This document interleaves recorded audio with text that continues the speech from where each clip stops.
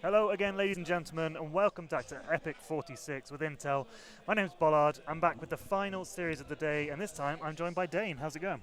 It's going pretty well. How are you? Yeah, how have your games been? Because you've been playing in the tournament so far. Yeah, it's been the first time I've played in a while. The game's been going pretty well. I'm surprisingly competent given how long of a break I've taken. So yeah, Even with the dad buff. Even with the dad buff. Yeah. Even with the dad buff. We've worked out the dad buff is a minus 700 MMR buff going between you and Raza. Yeah, but it's an exchange because then you've got a prodigy to take over for you. Child prodigy ready to scoop up all that juicy MMR. And speaking of dads, we have one in the lobby. Raza himself is going to be playing in this series. We're going to have a T. The only letter that would have been incorrect to say was Z. We have a TVZ between the Sekka brothers. I like to call this the Sekka Bowl after Game of Thrones Clegane Bowl. We've seen this matchup a fair few times before. I will say, in the past, they may not have played properly, but I've been assured they're going to take this 100% seriously. In fact, Raza's told me he wants to win this so he can play you tomorrow in the knockout stage. What do you think about that?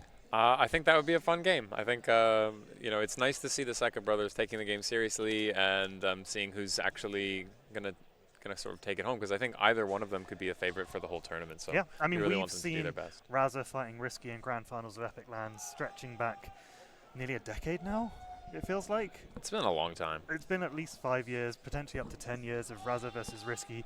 No Risky here at this tournament, of course, and Zain in the last event that he turned up came second place, only losing to Gerald in the final, which is a hell of a performance because Gerald is a monster and has just swept Epic Land every time he's turned up. So really, really strong. Both these players are potential LAN winners in the making.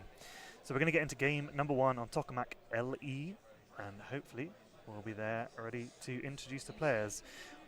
Dane, would you like to do the honor, as you haven't been on stream yet today, of introducing the players for me? Absolutely. In the top right-hand corner of Tokamak LE, it is Raza. And in the bottom left-hand corner, playing the green Protoss pieces, it is Zain. I've still got the camera controls. I'm going to be on the obs this game, so apologies if it's scuffed. We don't have Exo's beautiful driving to get us through this game.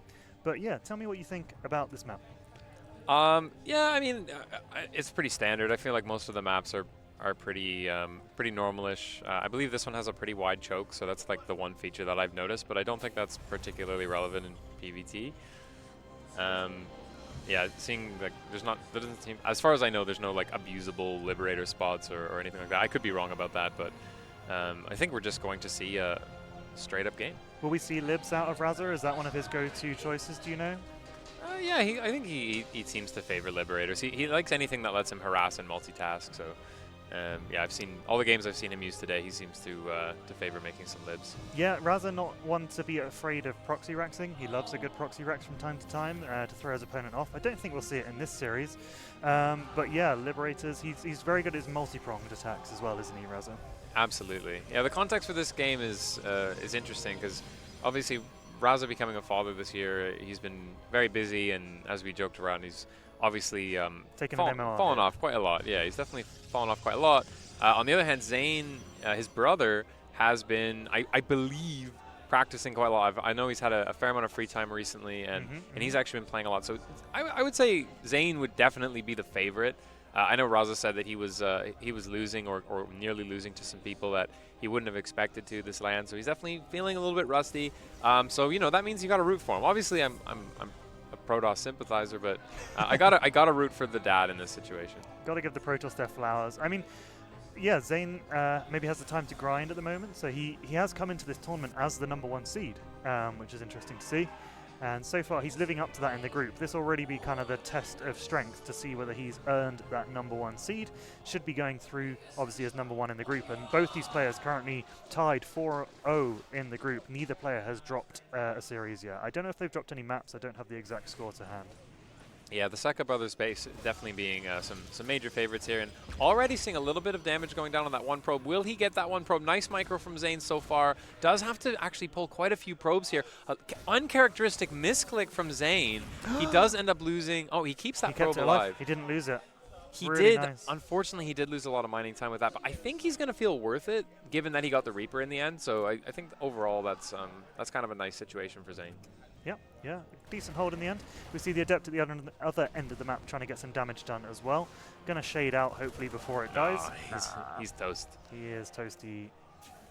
I thought I had the keyboard shortcut for that down. I thought it was Control L, but I've clearly lost it. I'll figure out what that is again later. So interesting, Zain choosing to open with Blink, which is something obviously I'm very familiar with. I know the meta has changed a little bit since there's been a few patches over the past few months, but it looks like Zain is going to be playing into his comfort zone, just getting Blink. We'll see how many gates he decides to go up to, if he's going to do some kind of serious pressure, or if it's just going to be a kind of macro build with 3 gates. Being a dad has not affected Raza's reaction times there, as we saw the supply depot pull just in time to stop this pesky little Adept getting in. Raza, on the other hand, going to try and sneak the Hellion out, but faking it and just going to go back home for the time being. Yeah, that Hellion being really important. He needs to catch up on what Zain is up to. He is deciding to open with a Raven as well, which will give him some nice harassment potential. I'm interested to see whether or not Zain drops a 3rd right about now, if he's going for like lots of gates, and that does seem to be his favored expand timing. So he's gotten just a couple gates with Blink just to keep him safe against kind of some shenanigans, and then he's just going to be playing an economic style. Yeah, absolutely. Raza not taking any chances, getting the bunker in the natural like we saw in the previous TVP series that we watched just a moment before.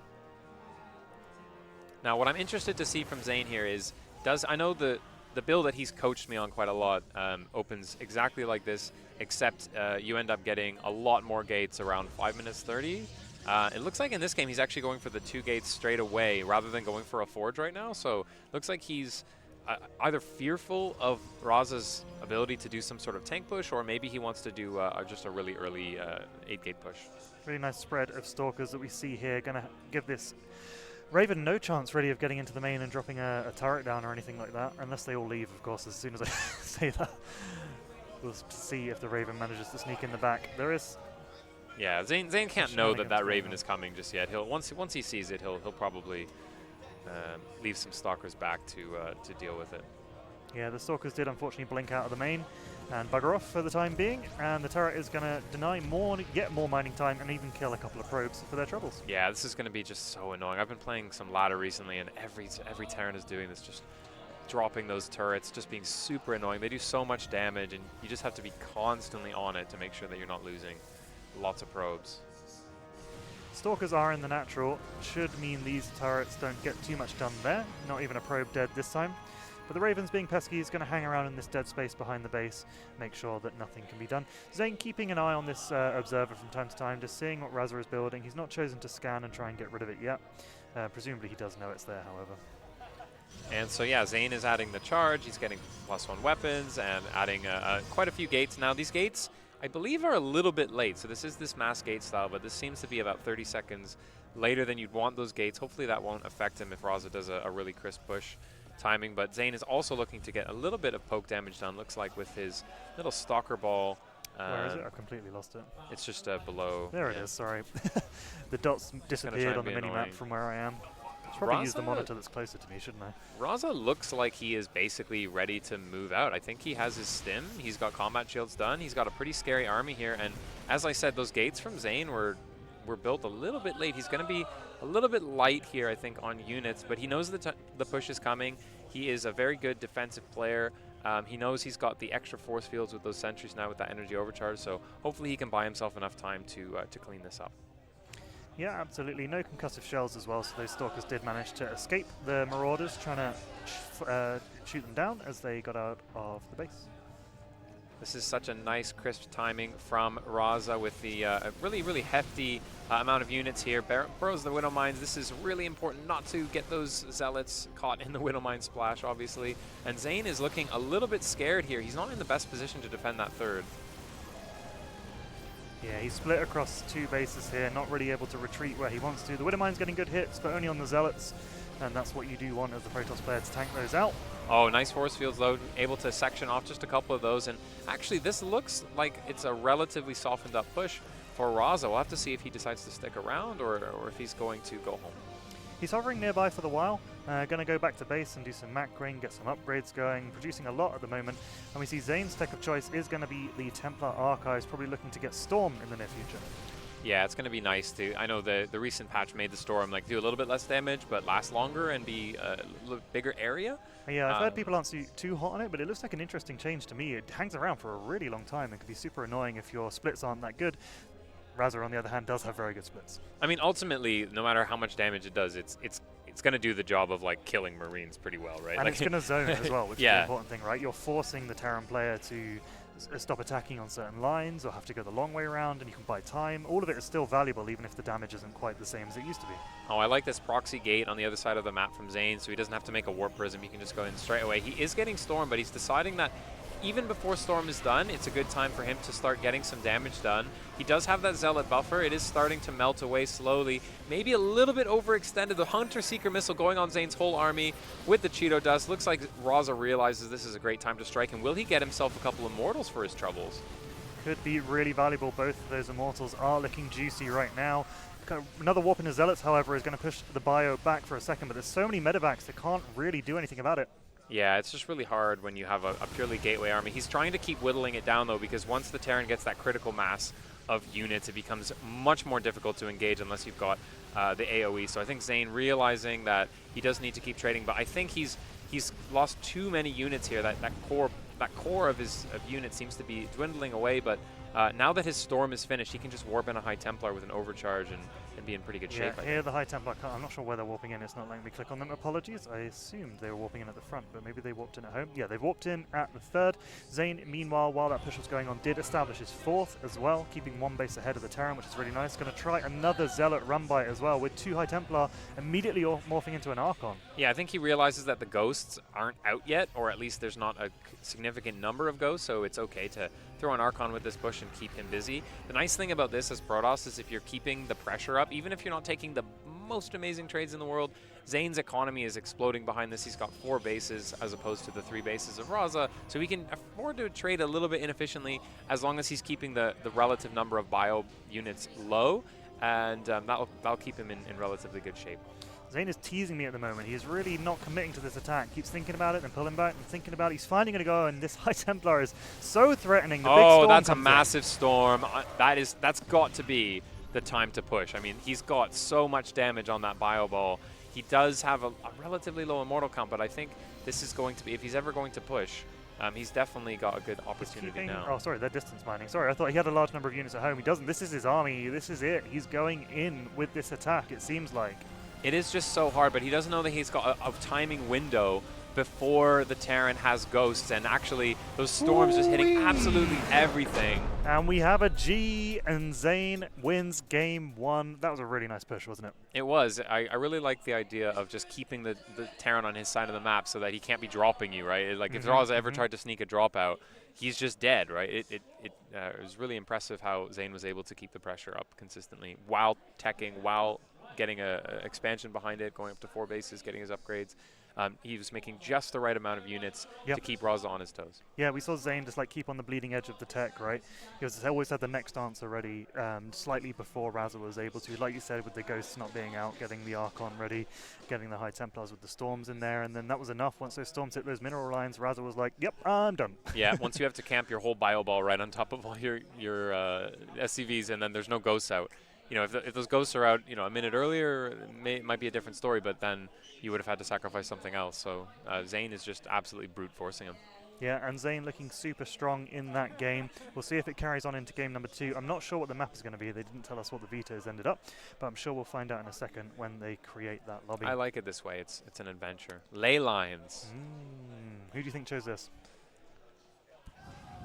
I haven't got a clue, mate. You haven't got a clue? I haven't got a Scooby. I'm going to go with Raza. Yeah, sure. That makes perfect sense. So we're expecting to see a definite Raza win, 100% on this map. Yeah. He's clearly got some shenanigans planned. Will we see a proxy Rax? Maybe we will. Maybe we won't. He said he's going to take it seriously, though, so perhaps not. Yeah, I think it's a bit of a reversal. And in the past, I would have always, back in the day, Raza was usually favored against Zain, but I think, yeah, of course. I think in this case, he's still got some tricks up his sleeve. I think he's got a couple games in him. Yeah, absolutely. Well, we're loading into this map in just a moment, and then we're getting into what will potentially be the last match on stream today. We'll be back tomorrow, of course, with a lot more StarCraft action, but this series could even go to game number 3, so let's see how this one plays out.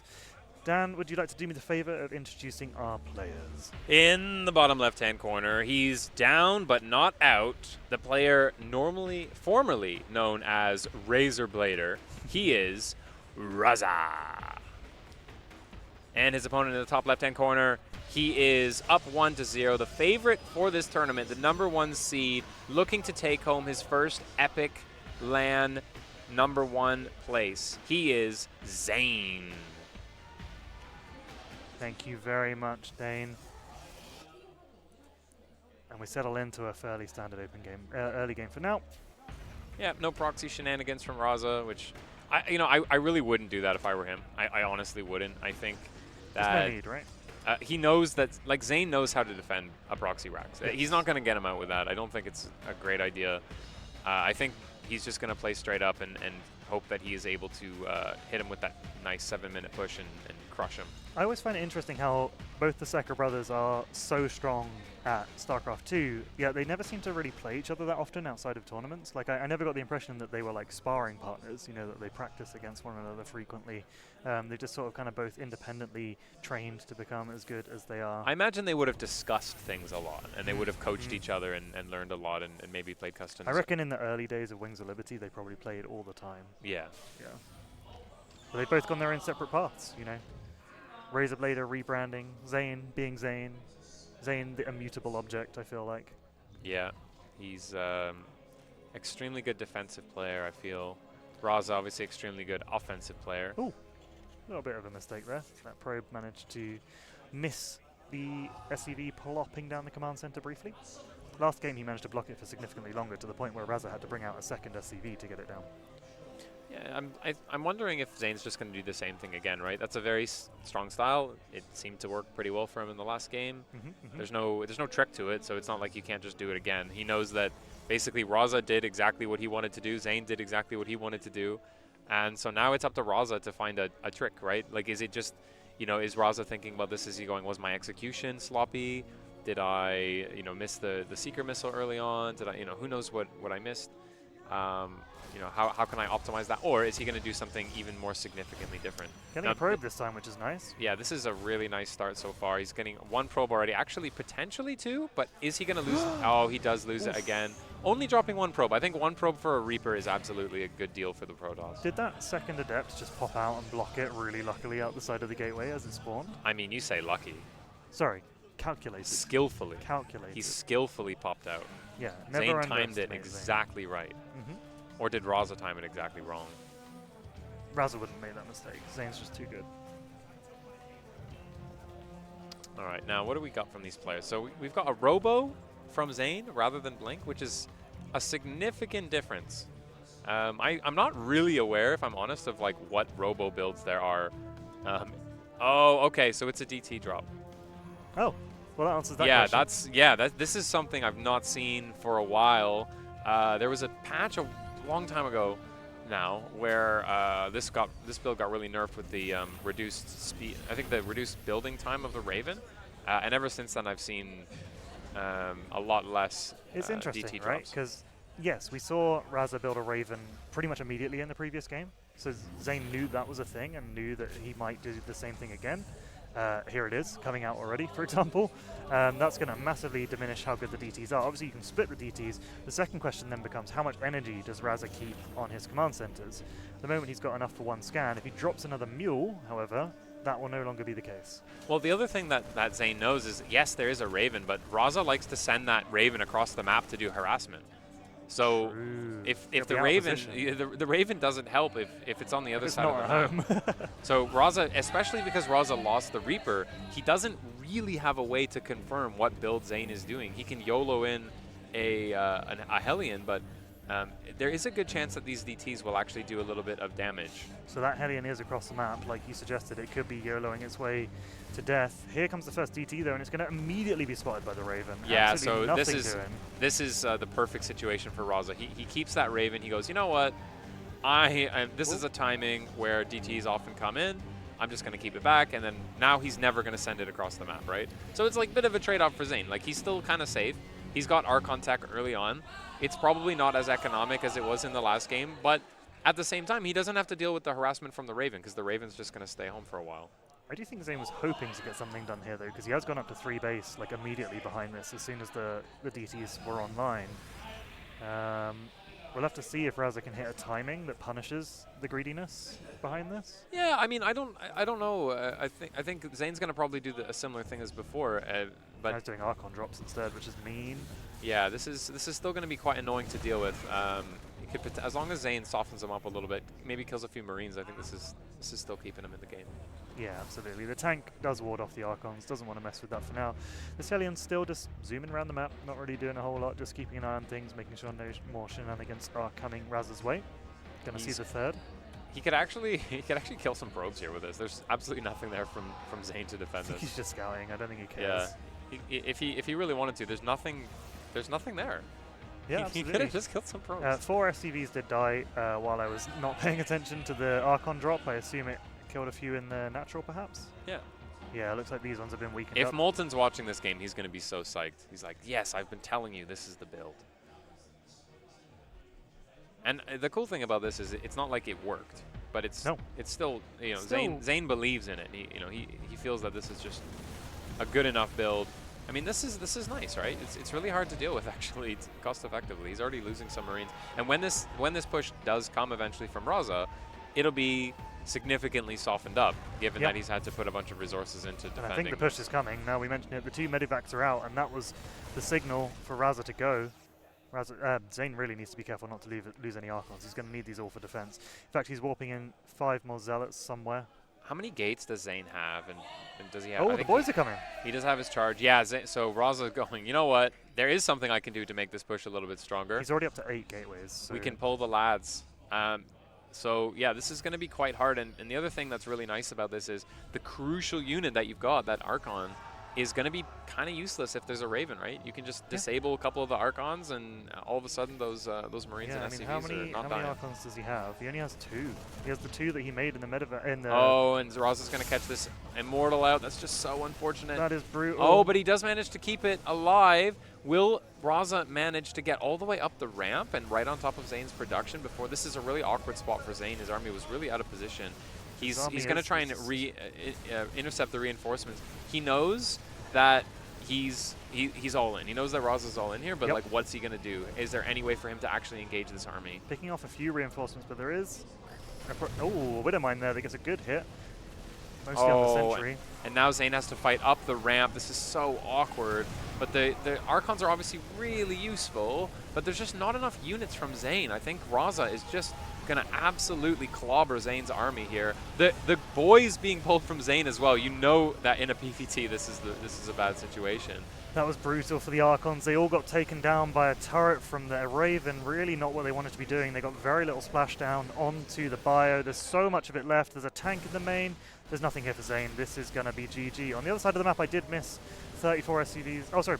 They were part of the army. 34 SCVs had gone down, but it doesn't matter. The army supply is 40 to Raza to 4 of Zain. This is looking like a GG. Yeah, this is unfortunately losing all your production.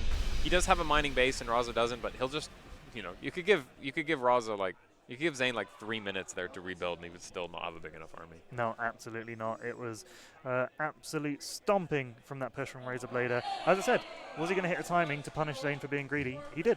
Yeah, and he knows what to do. Yeah, this is what I mean. He's not just going to do the same thing again. He's going to play a bit reactively, and you can see that spark is still there for Raza. He still knows how to take a game. Yeah, absolutely. As we said before, Zain is the #1 seed in this tournament. Raza is down at seed 3. And that's not stopped his momentum at all here, and there's still a chance he comes through #1 in the group. Absolutely. So this game's best of 3, right? So the winner of this next game will be the winner of the match. Zain's going to be pulling out all the stops here. I wonder, you know, my conspiracy hat comes on a little bit. I think was Zain taking it easy by going Archon drop? Was he sandbagging a little bit, going, come on, I'll do something a little bit cheeky. It does smell like Zain doing a. Bro, I got you. Yeah. There we go. we're in the lobby now, ready for game number 3 of this best of 3. This is absolutely going to be the final game we have here on stream today. It may even be the final game of the group stage. I think from our producer, it sounds like we might have the groups ready and updated to go through after this match. So I'm excited to see how everything's kind of come together at the end of the day here. And potentially we can even talk a little bit about what the knockout bracket is going to look like. But it's all going to come down to how this final map plays out. I'm just going to tell the players we are ready. And we are now going to get into Persephone LE, our final map of the day here at EPIC46, day 1 with Intel. Or as Hart would call it, Persephone. Persephone. I'm going to pick up the Persephone and personally tell him he is completely wrong. I think he knows. I mean, I butchered the pronunciation of that map that has way too many N's in the middle of it. Maganafa? Don't even try and start me on Megatros. I just call it Magnafa. Magnafa. Yeah, it's named after Magna. You know what you can pronounce? You can pronounce for me the player names one last time. Would you like to take it away, Dane? Oh, would I ever. In the top left-hand corner, he's just tied the game up against his brother. He is Raza. And his opponent in the bottom left-hand corner of Persephone LE, he is Zain.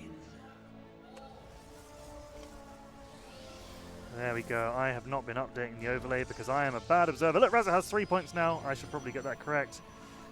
There we go. It's a best of 3. It's 1-1 tied between these two players. All or nothing. Double your money.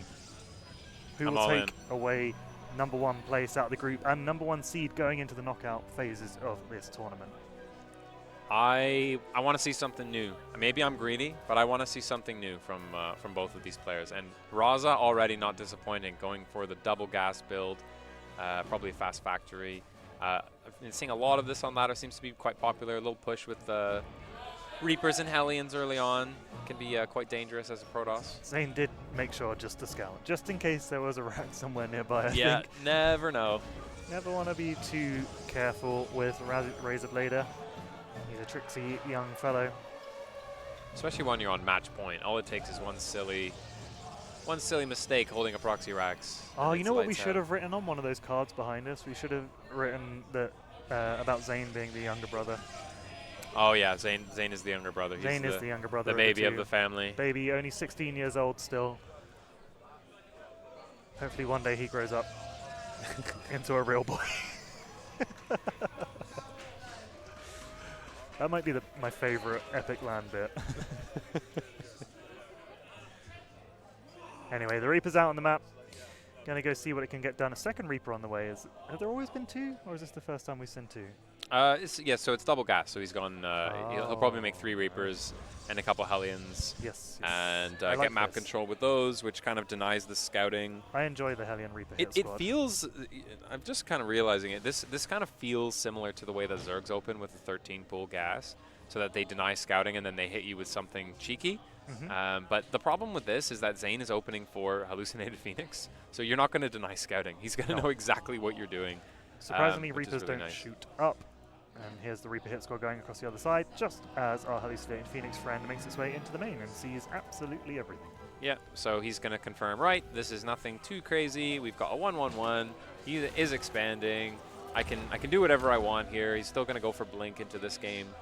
But the question is going to be, for Zain, is once the Hellion Reaper kind of opening is over, is it going to be a tank push? Is it going to be a mine drop? Is it going to be a Hellion drop, or a Hellion drop, or a Cyclone drop? Like, there's a lot of options that Terran can go into from this position, and it looks like it's going to be a Cyclone drop. This could be quite dangerous. The Cyclone's doing obviously a lot of damage. Unfortunately for Raza, he is losing a Reaper there for very little. He does know kind of what Zain is doing, but Zain is going to be able to figure out what he is doing as well as soon as he sends in his second Phoenix. Here comes the second Hallucinate Phoenix, making its way straight down the middle of the map. Still no threats that can shoot up that it needs to worry about. Not that it's a real unit in the first place. But it does want to get its scout off before it phases out of existence. Ooh, He just wants a little peep. He just wants a little peep. All right, will he see the Cyclone? That's the thing that Zain probably wants to see. Yeah, he is going to see the Cyclone. And so he's going to go, all right, cool. So it's weird that Raza went to shoot that. I said Cyclone drop. have I totally missed the fact that there's no starport? There's no starport. This is just cyclones. This is just, yeah, cyclone. Also, he wasn't trying to hide it at all. He actually went intentionally and shot the hallucinated phoenix, which he knew was a hallucination. Yeah, so this is, I haven't really seen this before. I don't know how common this is, but this looks to be a scary timing because Zain is just doing his normal 4-minute third, right? He's not taking a lot of damage. He's thinking, you know what, I can hold this, no problem. But there is going to be a slightly faster push than you'd be used to, right? This is not going to be like the last 2 games where there's a 7-minute push. This is going to come significantly faster. It won't have medevac, so it won't have that longevity, but he will have the ability to do one strong thrust into Zain's territory. Zain, on the other hand, getting his big gateway army ready to go. Going to go up to 8 gates again, like we saw in the previous game. Zain really not deviating from the standard. Well, there is a major difference here, which is that he's getting the gates significantly earlier than he got them in any other game, and he's gone for Storm really quickly. So he's realizing that, yeah, this push is coming, but as long as I can get a single High Templar out with an overcharge, I can just storm that and be absolutely fine against this. It is still a scary push, though, and his Storm is precious seconds away. There's still a significant amount of time. He's going to need to retreat. He's getting very confident out on the map. I wonder if his plan is to just hold the ramp with like force fields. Is he just going to force? Yeah, so it's really important that he force fields. Yeah, so he's got 1 force field there, but not quite there. So many the Storm is so close. This is really nice Storm timing, actually. It's just about to finish, and as soon as that comes in, this is going to be quite awkward. That's a big Storm. That is going to buy him a lot of time. And look how long it sticks around for. You just cannot push into that. But with this slow push from Raza, the tank is going to help to zone out those High Templars. We're seeing 2 bunkers go down. We're seeing concussive shells mere moments away from finishing on the other side when we talk about upgrades coming in at the right time. That's a huge one as well for Raza. Zain is going to try and stop the bunkers going down with the Zealot charge. Multi-prong, lots of Storms on those tanks. The Storm's actually doing really well against those tanks now because they stick around for so long. But they also hurt those Zealots, and this is actually pretty scary for Zain. Like, he's still losing quite a lot, but I think with the reinforcements, he is going to be able to clean this up. Yeah, with another wave of Zealots coming in, the 2 Archons morphing after those High Templar used up all their energy. Raza is going to have to tap out, but all in push did not get what he needed done, and he says, good luck, well played, good luck in the finals. Yeah, it was a nice game. I really enjoyed that 3rd game, mixing it up from both of them. Zain not just playing his standards, Raza not playing his standard, going for the really early extra gateways, and the Storm, and Raza going for that cheeky push. But it seems like Zain's build is superior. Yeah, absolutely. Give me a moment while I just try and bring up the bracket, and I'll see if we know what the knockouts are going to look like after that result. What were your thoughts of that series, though? Kind of as expected. I wouldn't have thought Zain would 2-0 him. I did think Zain was the favorite. It was nice. I think Zain probably could have 2-0'd him if he was being a little bit more ruthless. Yep. That's kind of my thinking on that one. Yeah, absolutely. I think you're right. It was nice to see Zain try and do something a little bit different, keep Raza honest in game number 2. Didn't work out, but, you know, looking super solid in game 3, you know, easily fending off that timing attack from Raza and proving he is deserving of that number 1 seed. So, speaking of which, we're having a look at the groups now. Pretty much all the games are resolved. Do we know who Hydra hasn't played? He hadn't played me before, but I gave him the walkover. So maybe that one hasn't gone through. Let's have a little looky what it's waiting on. Yeah, forfeit there.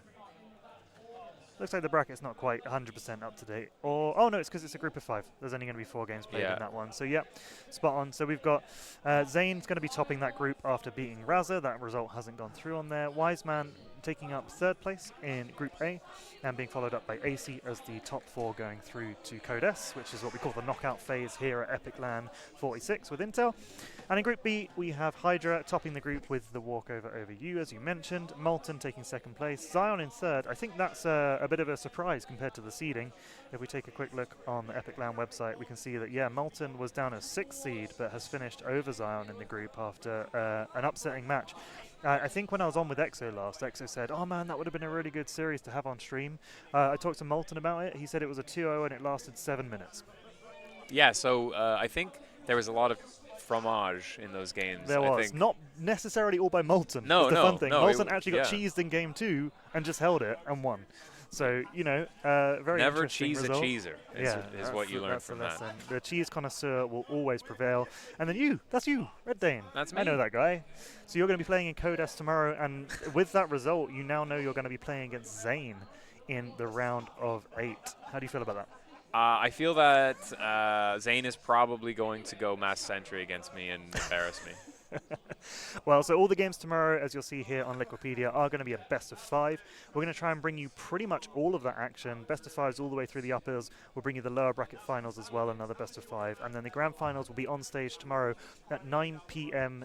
GMT, because we've changed the clocks here in the UK, and we've fallen backwards. Is that the one? Fall back, spring forward. Spring forwards, fall back. So yeah, we've gone back an hour and we're back on GMT. So yeah, that's going to wrap it up here for today at EPIC46 with Intel. Thank you all very much for watching. Thank you, Dane, for joining me for that cast. As always, it's a pleasure to cast with you. Love having you on the stream. And we'll see you here tomorrow, starting around about midday, let's say, for the knockout stages of EPIC46. Thanks for watching. See you later.